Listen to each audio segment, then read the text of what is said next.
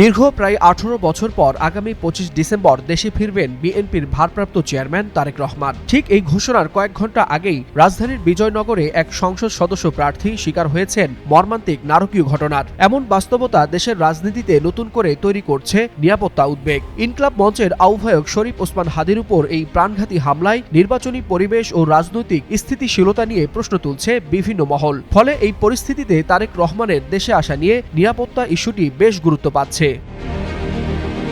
শনিবার প্রধান উপদেষ্টার সঙ্গে সাক্ষাৎ শেষে বিএনপির স্থায়ী কমিটির সদস্য সালাউদ্দিন আহমেদ বলেন, হামলার ধরন দেখে বোঝা যায় এটি পেশাদার শুটারের কাজ। তিনি বলেন, রাজনৈতিক মতভেদ থাকলেও ফ্যাসিবাদ বিরোধী জাতীয় ঐক্য অটুট রাখতে কোনো আপোষ হবে না। তারেক রহমানের দেশে ফেরা প্রসঙ্গে তিনি স্পষ্ট করেন, সব রাজনৈতিক নেতার নিরাপত্তা নিশ্চিত করা সরকারের দায়িত্ব এবং এটি বিএনপির সর্বোচ্চ অগ্রাধিকার। সালাউদ্দিন আহমেদের মতে কোনো আশঙ্কাই উড়িয়ে দেওয়া যাচ্ছে না। স্বরাষ্ট্র মন্ত্রণালয়, আইন শৃঙ্খলা রক্ষাকারী বাহিনী, যৌথ বাহিনী, রাজনৈতিক দল ও জনগণের সম্মিলিত উদ্যোগ ছাড়া এই ধরনের সহিংসতা বন্ধ করা সম্ভব নয়। তবে ফ্যাসিবাদ বিরোধী জাতীয় ঐক্য অটুট থাকলে এই জাতীয় কোনো ধরনের হামলা করে বাংলাদেশের গণতান্ত্রিক উত্তরণকে বাধাগ্রস্ত করতে পারবে না বলেও জানান বিএনপির এই নেতা।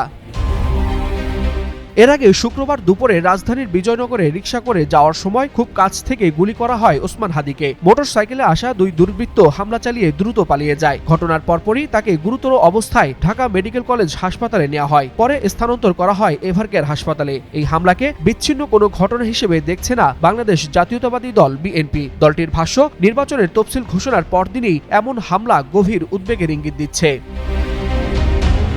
ওসমান হাদির চিকিৎসকরা জানিয়েছেন, তার মস্তিষ্কে ম্যাসিভ ব্রেইন ইনজুরি হয়েছে। আগামী 72 ঘণ্টা তার জন্য সবচেয়ে ঝুঁকিপূর্ণ সময়। বর্তমানে তাকে কৃত্রিম শ্বাস প্রশ্বাসে রাখা হয়েছে। চিকিৎসকরা বলছেন, এই মুহূর্তে আসার কোনো নিশ্চয়তা দেওয়া সম্ভব নয়। একদিকে তারেক রহমানের দেশে ফেরা, অন্যদিকে রাজনৈতিক সহিংসতার এই রক্তাক্ত বাস্তবতা, সব মিলিয়ে সামনে নির্বাচন ও রাজনৈতিক নিরাপত্তা নিয়ে নতুন করে উদ্বেগের ছায়া পড়েছে দেশের রাজনীতিতে। ওয়ালিউল হাসানাত, যুগান্তর নিউজ।